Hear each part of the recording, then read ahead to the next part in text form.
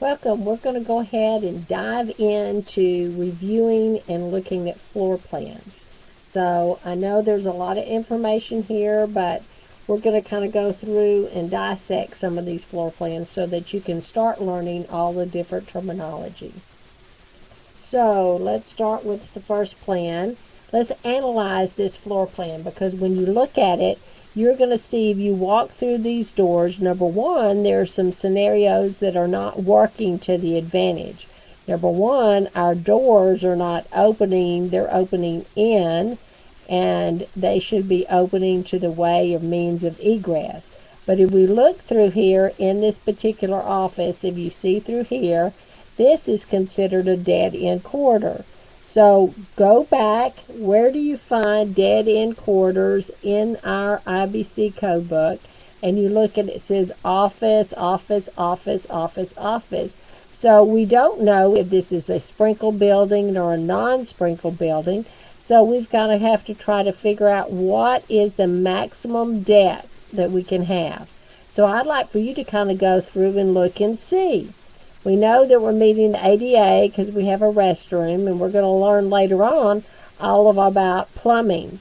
We know that this is going up to another floor, but this is the first floor plan. It's kind of hard to see, but it's the first floor plan.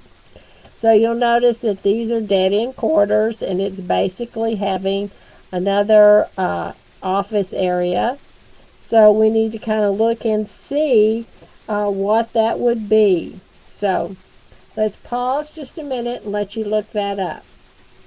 Okay, hopefully you've looked at 1018.4. Right here it says dead ends, where there's more than one exit or exit access doorway. We're trying to look at it. What is our maximum length? Well, we know that no dead end corridor is more than 20 feet in length.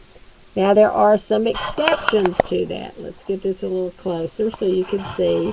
There are some exceptions when you look at it, depending on what occupancy. So we're B. This is more a business, where the building is equipped throughout with an automatic sprinkler in accordance with. We can go, but it cannot exceed 50 feet. Well, we don't know if this is sprinkled or not. So if it's not sprinkled, that means we would have to measure from here all the way through to this particular doorway, the center of this door, all the way down to here, hoping, or if this, of course, is a rated exit passageway.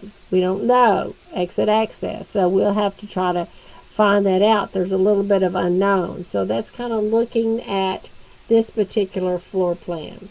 Remember, always your doorways should go, especially in corridors, in the direction of the way you're going out of the building. Now, remember, because of our occupant load, if we have 50 or less people, it can swing in, and that may be why it's designed. But always plan for something a little bit more stricter and go to the means of egress, because you never know if this could be gutted and it could end up being an assembly area. Alright, so let's go and look. Okay, so let's go back and look at this floor plan right here. Hopefully you've looked at 1018.4 dead end corridors when you're looking here.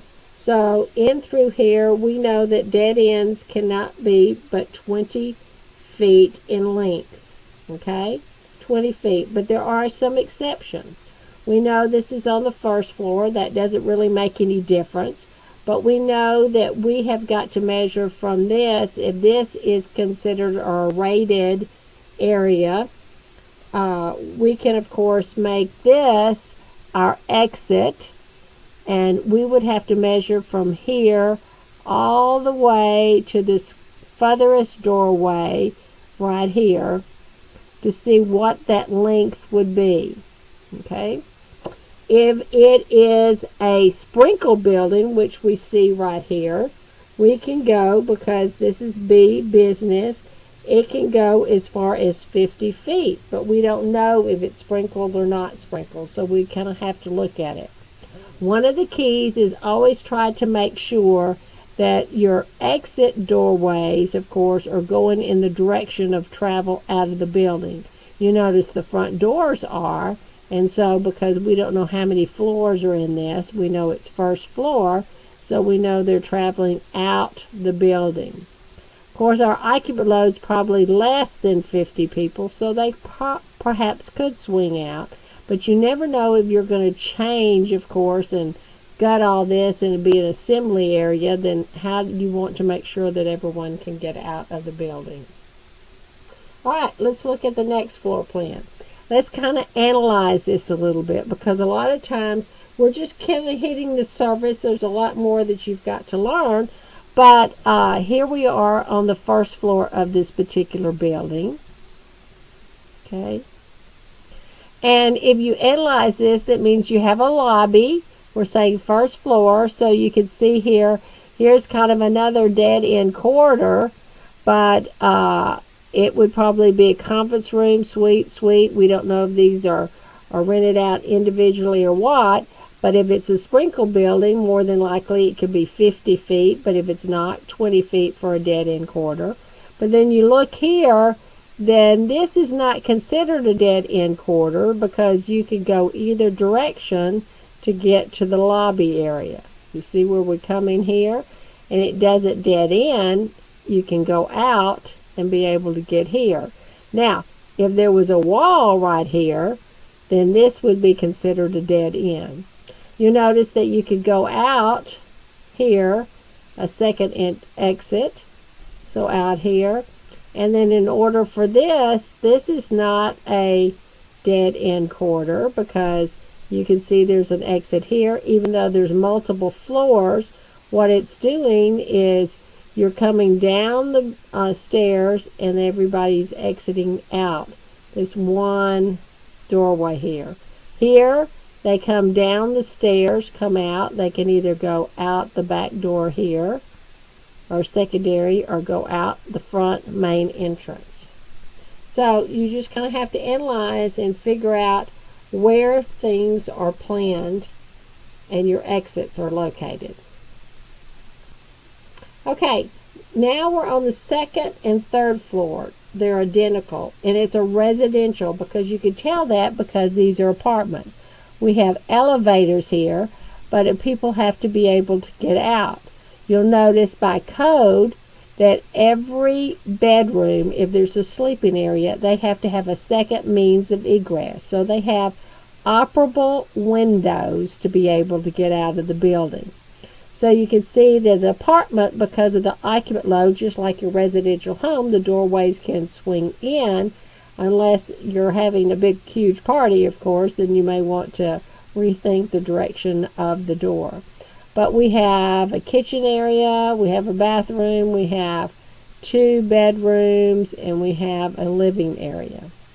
We can see this is a 1-bedroom apartment, and it has kitchen in through here, bathroom, and the 1-bedroom here, and this is the living area. Then you have an ADA 1-bedroom, so you notice that the circles here are indicated accessibility, and then you end up noticing that you have the accessible bathroom here and the bedroom. So you can see here's another apartment over here, elevator, and then of course you can see that this is another 2-bedroom apartment here. So in planning this, they have 2 means of egress to be able to get out. Remember, we cannot count our elevators, we learned that. But when we're looking at it, we have to also look at minimum widths. Go back and look at our ratings of our corridors, because it's residential, okay? And if it's greater than 10 people without a sprinkler system, it's not permitted. But if it's with a sprinkler, that means this corridor right here, this is a corridor, has to be 0.5. Okay? And then we're going to look over here at minimum corridor widths, depending on what we have. Any facility not listed, 44 inches, 24, But that is based on, of course, our occupancy width. So looking at within a dwelling unit, 36, required occupancy less than 50, 36. So those are things that you need to be able to look at. Another item that you want to look at is your travel distance. Exit travel distance. Let's go back and look at table 1016.2. And if we're at a residential R, that means without sprinkler system 200 feet, with sprinkler system 250. So that means wherever you are in this apartment here, we have to travel through here. We have to measure all the way till we get to, remember, this is our exit.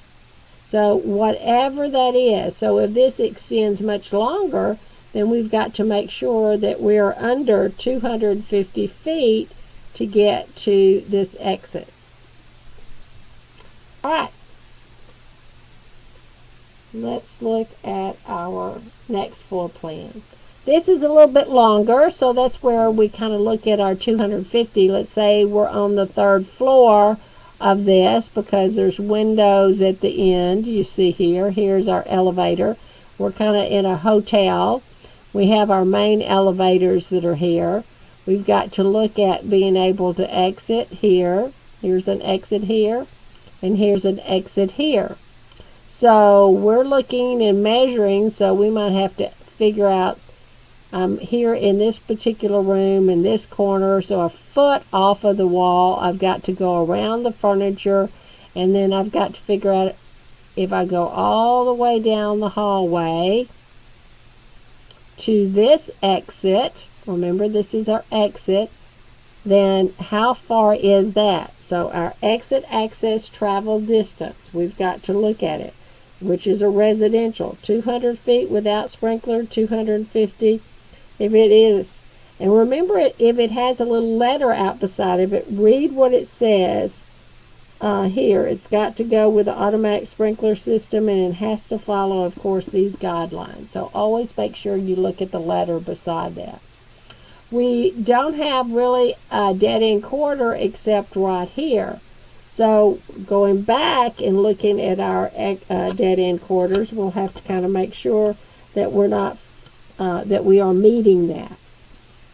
Minimum corridor widths we need to look at, and then our fire rating, because that is residential, greater than 10. We know there's going to be more than 10 people, okay? So it's not permitted without a sprinkler system. Can't have it without a sprinkler system.